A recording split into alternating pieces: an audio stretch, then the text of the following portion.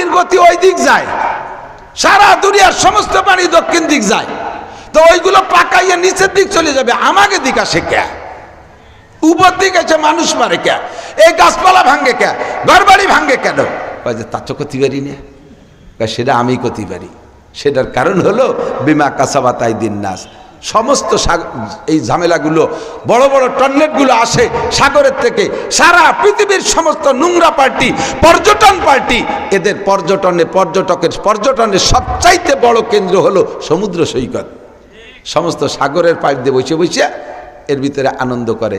যারা গেছেন তারা জানেন, যারা না গেছেন তারা শোনেন। আমার তো পিরাই যা লাগে, আপনারা যান পয়সা খরচ করিয়া, আমারে বস্তা ভরে পয়সা খরচ করে নিয়ে এর পকেট ভরে বাড়ি ভাটায় দেয়। কাজে আমার জাতি আর গায়ে বাঁধে না, বিমান ভাড়া দিয়ে নিয়ে যায় ওই কক্সবাজার, কুয়াকাটা আলাদা টাকা দিয়ে নেয়, সব জানি।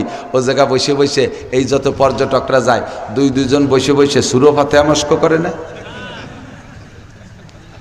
তা কি সুরো ইখলাস, নামাজের 13 ফরজ মুখস্থ করে, হজুর ফরজ মুখস্থ করে। নামাজ ভাঙ্গার কারণ বসে বসে দুইজনে তসবি টেপে আর দুনিয়ার আকাম কুকাম করতে তালে থাকে। কথা কন ঠিক কি ঠিক না? এই সরগুলোরে নাপাক করে ফেলায়। এই সরের মাঝে মাঝে এমন নাপাক হয়, সরের গোসল ফরজ হয়ে যায়। এই জন্য আল্লাহ পাক সাগরের থেকে 10 হাত 20 হাত পানি উঠে সরে ধুয়ে সাফ করে। তো জিব্রাইল ওহী দিয়েছেন নবী পাকের কাছে, বুকের সাথে বুক মিলাইয়া বক্তারা যখন ওহীর বাণী বয়ান করবে, শ্রোতার বুক ও বক্তার কাছাকাছি হতে হবে। মাঝখানে এত বড় এক ডাঙ্গা ফাঁকা থাকলে ওহীর বরকত মাঝখান দিয়ে এদিক ওদিক উড়ে চলে যাবে। জীবনে আর কোনোদিন এই বেডঙ্গা প্যান্ডেল বানাবেন না। আর শীতকালে প্যান্ডেল বানাবে আপনাদের এই সাতক্ষীরা এলাকার মানুষ বহুত বড় চালাক, শীতের সময় ওটা মাহফিল দেবে না। প্যান্ডেল খরচ দিতে বাঁচার জন্যই ওই বৈশাখ মাস জ্যৈষ্ঠী মাস ওই সময় ফাঁকা মাঠে বক্তারে একটা বাসর ঘর বানায় দেবে, এনে বসে অজ করবে, আর ফাঁকা মাঠে খুঁটো কেটে কেটে লাইট দিয়ে দেবে, যাতে প্যান্ডেল খরচ দিতে বেঁচে যায়। প্যান্ডেল বানাবেন এখন শীতকালে, যে বাতাসে আমার ঠান্ডা করে ফেলতেছে, শিশির আসতেছে, আমার নাক মুখ বন্ধ হয়ে আসতেছে, সুন্দর করে পর্দা টানায় দেবেন, ফার্স্ট ক্লাস করে তৈরি করবেন, চতুর্দিক দিয়ে পর্দা টানায় দেবেন, যাতে কুয়াশা না ঢোকে, শিশির না ঢোকে, মানুষগুলো শান্তিতে বয়ান শুনতে পারে। কতক্ষণ? আর এইরকম ফাঁকা প্যান্ডেল কোনোদিন বানাবেন না। আমি তো আগের থেটের বাড়ি চলে যেতাম, করলে তা ঠিক নাই। আর এদিকে তো 1 ঘন্টা দেরি করে ফেলাইছে। সংক্ষিপ্ত কথা হলো, চলে যায় জায়গা মতো, টপ টপ করে শুধু হাদিস আর কোরআনের তর্জমা বলে দোয়া করে দেবো ইনশাআল্লাহ। সময় কম, কামাই বেশি, কান খাড়া রাখবেন, কথা ঘন হয়ে যেতে পারে। আল্লাহু আকবার। আল্লাহ পাক রব্বুল আলামিন আমাদেরকে দুনিয়ায় বানাইছেন, আমাদেরকে আযাব, গজব, বালা, মুসিবত, রোগ, শোক, মালি, মামলা ইত্যাদি দিয়ে ধ্বংস করার জন্য নয়। আল্লাহ পাক রব্বুল আলামিন সৃষ্টি করেছেন আমাদেরকে শান্তির সাথে দুনিয়ায় বসবাস করে, আবার এই শান্তির সাথে আখেরাতে জান্নাতের দিকে যেতে পারি যেভাবে, এভাবেই আল্লাহ তাআলা আমাদের জন্য সব পথ দিক নির্দেশনা দিয়ে দিয়েছেন। সত্য না মিথ্যা কথা বলেন? আল্লাহ পাক আমাদেরকে ধ্বংস করার জন্য। আপনারা ফসল তৈরি করেন, এদিক তাকান, কথা বোঝেন।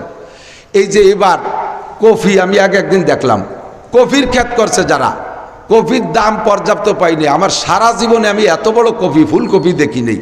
এবার যে সাইজের কফি হয়েছে কৃষকের, ঠিক না? বহুত বড় বড় কফি দেখছি। কফির ক্ষেতে যে দেখি যে একজনে দাও দিয়ে, আইসো দিয়ে, কাশি দিয়ে আইডিও খুব আসছে, লাঠি দিয়ে ধুমা বাইর হচ্ছে, বাড়ো গিয়ে ভেসে বেলা দিচ্ছে মাটিতে। ফাজা আলম কাশপি মাকুল, একেবারে সে আলাম তারা সুরো ভরিয়ে বাইর হচ্ছে।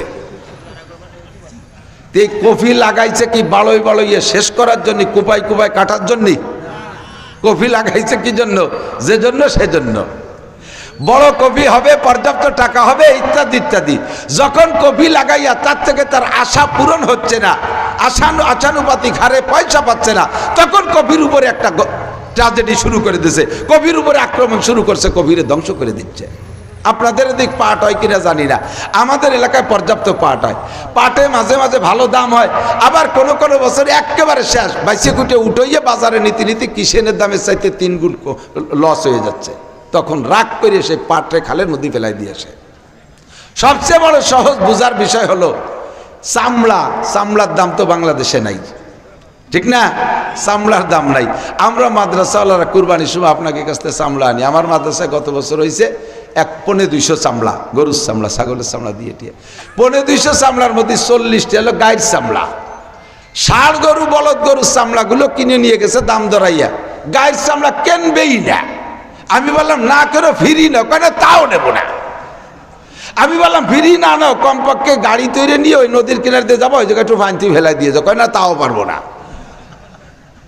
শেষমেশ রাজি হয়েছে, কয় তাহলে দুনিয়া চামড়ার টাকা কম নিতে হবে, এই গাড়ির চামড়া কটা নিয়ে নদীতে ফেলাই দিতি, দুনিয়া চামড়ার টাকা ফিরিয়ে দিতে হবে। রাগ করে কইলাম চামড়া একটাও বেচবো না, যা নদীতেই ফেলাই দেবো।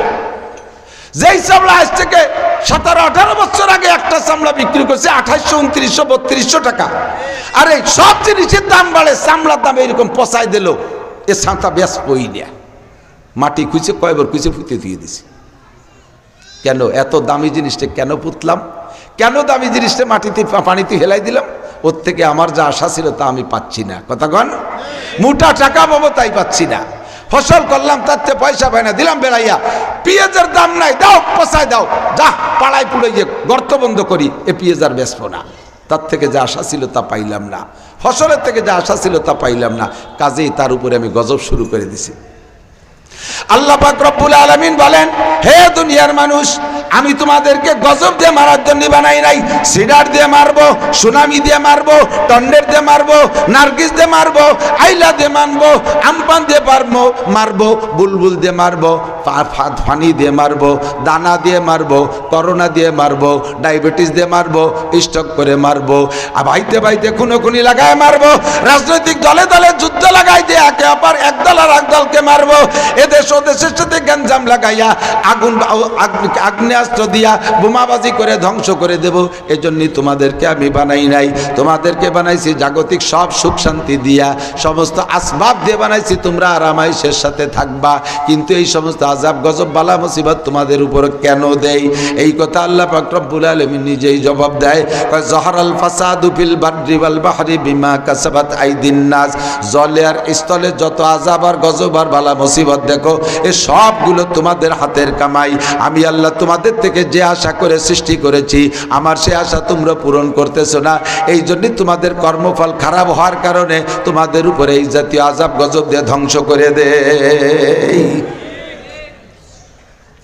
ঠিক কিনা? আল্লাহু আকবার। আমার দিক তাকান। যহরাল ফাসাদু ফিল বাররি ওয়াল বাহরি বিমা কাসাবাত আইদিন নাস। মাথায় মাথায় হাজার হাজার ঘটনা আছে। কিতাবুল ফিতান, বুখারী শরীফ কিতাবুল ফিতান, মিশকাত শরীফ কিতাবুল ফিতান, এই সমস্ত বড় বড় শিরোনাম দিয়ে নবী হাজার হাজার আলোচনা করেছেন উম্মতের কোন কোন কারণে খোদার গজব হবে। আমি একবার জিজ্ঞেস করছি আবহাওয়াবিদ এক অফিসাররে যে ভাইজান আপনারা তো অ্যাডভান্স খবর দেন, সিডার আসতেছে, সুনামি আসতেছে, ঘূর্ণিঝড় আসতেছে, কোন দিক থেকে আসে? কয় দক্ষিণ দিকে আসে। কোন দিক থেকে আসে? সব ঝড় তুফান এদিক থেকে আসে না, সাগরের মধ্যে তৈরি হয়। অ্যাডভান্স সিগন্যাল দেয়, এই যে চলে আসছে, আর মাত্র 600 কিলোমিটার আছে, আর মাত্র 500, আর মাত্র 400, এতক্ষণ 3, এখন সিগন্যাল 4, এখন 5, সন্ধ্যের আগে 6, রাত 9টার মধ্যে 9, এরপরে 10, এরপরে রাডারে ধরতেছে না, গতি যায় না। তো এগুলো আসে তৈরি হয় কোন জায়গা? কয় সাগরের মধ্যে। কেন হয় এই সিডার সুনামি ঘূর্ণিঝড়? কেন হয় সাগরের ভিতরে? উন্ডা বলে, উন্ডা কেন জবাব দেয়, এগুলো হলো সাগরের জলবায়ু উত্তপ্ত হয়ে পাকের সৃষ্টি হয়, সেই পাকে ঘূর্ণিঝড়ের এইগুলো এক একটা নাম আমরা দেই, এগুলো তৈরি হওয়ার ভিতরে। তা এগুলো তৈরি হয়ে এদিক আসে কে? কথা কন। পানির গতি ওই দিক যায়, সারা দুনিয়ার সমস্ত পানি দক্ষিণ দিক যায়, তো ওইগুলো পাকাইয়া নিচের দিক চলে যাবে, আমাকে দিক আসে কে? উপর দিকে এসে মানুষ মারে কে? এই গাছপালা ভাঙ্গে কে? ঘরবাড়ি ভাঙ্গে কেন? তা তো করতে পারি না। সেটা আমি করতে পারি। সেটার কারণ হলো বিমা কাসাবাত আইদিন নাস। সমস্ত এই ঝামেলাগুলো, বড় বড় টর্নেডোগুলো আসে সাগরের থেকে। সারা পৃথিবীর সমস্ত নোংরা পার্টি, পর্যটন পার্টি, এদের পর্যটনের সবচাইতে বড় কেন্দ্র হলো সমুদ্র সৈকত। সমস্ত সাগরের পাড় দিয়ে বসে বসে এর ভিতরে আনন্দ করে। যারা গেছেন তারা জানেন, যারা না গেছেন তারা শোনেন।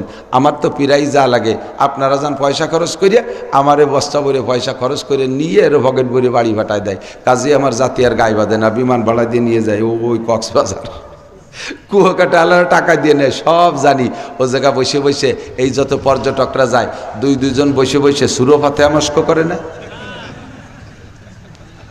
তা কি সুরো এখলাস, নামাজের 13 ফরজ মুখস্থ করে, অজুর ফরজ মুখস্থ করে। নামাজ ভাঙ্গার কারণ বসে বসে দুজনে তসবি টেপে আর দুনিয়ার আকাম কুকাম করতে তালে থাকে। কথা কোন ঠিক কি ঠিক না? এই চরগুলোরে নাপাক করে ফেলায়। এই চরের মাঝে মাঝে এমন নাপাক হয় চরের গোসল ফরজ হয়ে যায়। এই জন্য আল্লাহ পাক সাগরের থেকে 10 হাত 20 হাত পানি উঠে চরে ধুয়ে সাফ করে।